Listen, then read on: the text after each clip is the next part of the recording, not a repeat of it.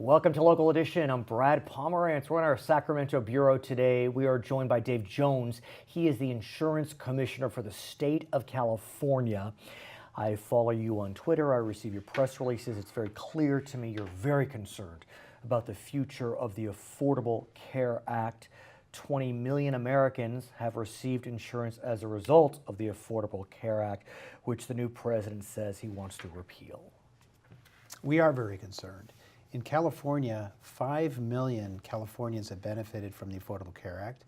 We have eliminated prior insurer practices like cutting you off your health insurance without notice, denying you health insurance due to pre-existing condition, capping the health insurance when you get it based on a lifetime or annual cap, and a whole host of other provisions under prior law that really hurt consumers. And we think about California's uninsured rate. Before, or just as the Affordable Care Act was rolling out, we had an uninsured rate that was hovering around about 17%, is that right? That's right. And now it's hovering around 10%, is that about closer right? to 8. It's actually 8%, yes. Been cut in half, Yeah. and that's really exciting. That means more people getting health insurance, getting preventative care, being able to meet their health care needs. And so it's not perfect. There have been challenges associated with it, but in California, it's worked reasonably well. Let's talk about the possibilities, and for argument's sake, let's presume that the new administration is able to have the Affordable Care Act repealed. I want to talk about how that would impact Californians. What we know is, and I think you said this, about 1.3 million, 1.4 million Californians are using Covered California.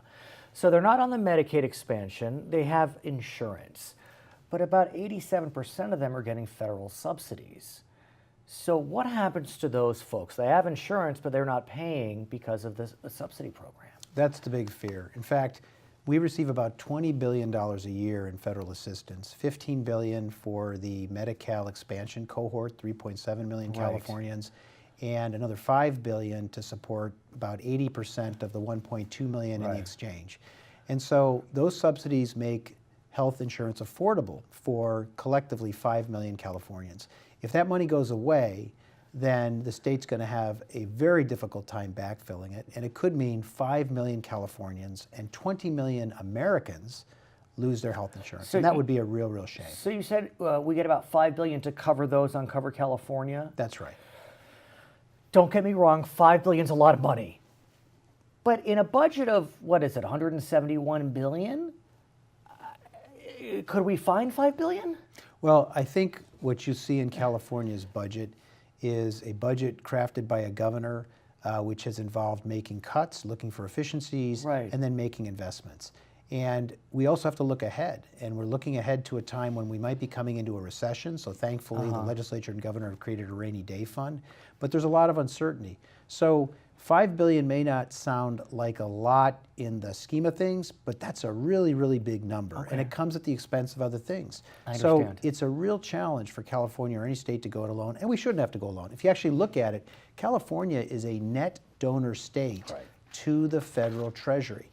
We end up getting back only about 77 cents on every dollar of federal taxes we pay.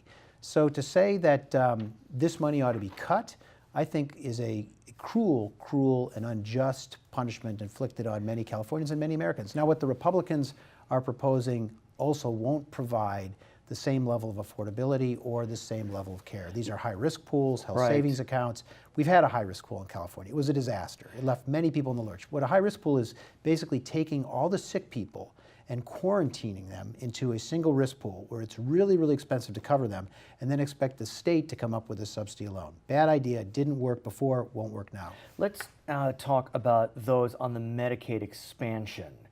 I guess it's about 3.5 million people, is that right? About 3.7 million, Okay, yes. perfect. And California is one of 31 states that accepted the Medicaid expansion. You may remember the U.S. Supreme Court said we can't require states to accept, but 31 states, including red states, accepted the expansion. You had said that we get $15 billion from the feds for the expansion. If the expansion goes away, where do we land? Well, what we're talking about then is 3.7 million Californians who now have health insurance losing it. These are individuals that oftentimes have 2 or 3 jobs to make ends meet.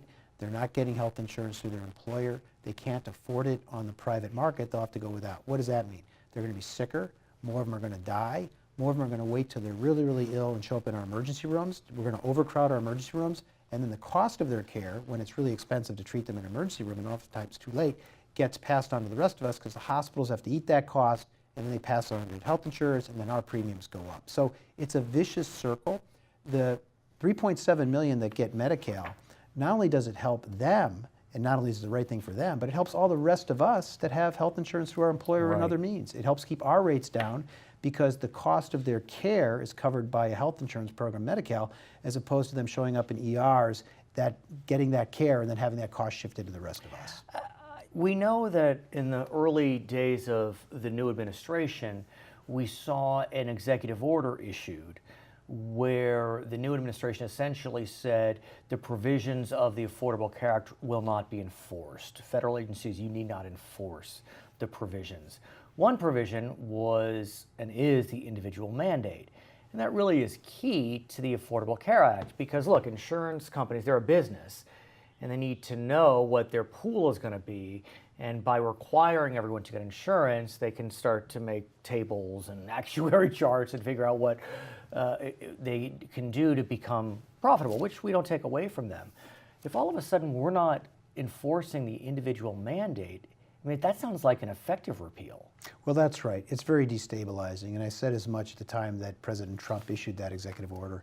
That executive order to federal agencies to stop enforcing the Affordable Care Act could mean that they stop enforcing the individual mandate, which, as you point out, is necessary to make the risk pool large enough so health insurers have the ability to spread risks over a larger pool and keep some of their costs down.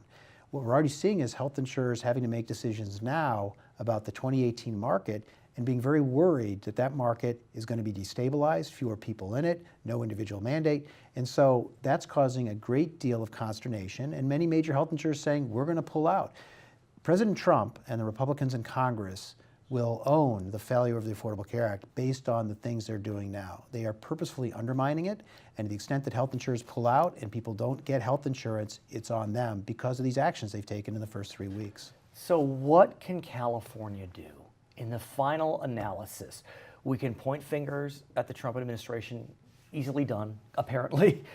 What can we do? Well, I think we need to advocate to our members of Congress and the Trump administration that unless they replace the Affordable Care Act with something that provides the same coverage and same affordability, they're going to hurt a lot of people, including their own supporters. If you actually look at it, Kern County, for example, where the majority leader of Congress is elected, he's been hammered. Republican leader. Well, over 50% of the people in Kern County are either on Medi-Cal or getting assistance through Covered California. So these are people that supported the new administration, support Republicans in Congress, who are going to feel the pain the most. And that's why we're seeing in these Republican congressional town halls a huge outcry from their constituents about repealing the Affordable Care Act. The very people that they're supposed to be representing are going to be harmed the most.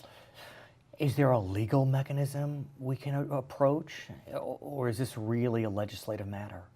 It's essentially a legislative matter. I mean, the Trump administration has the ability to sign legislation duly enacted by Congress. Congress is using a reconciliation process to try to avoid a filibuster in the Senate.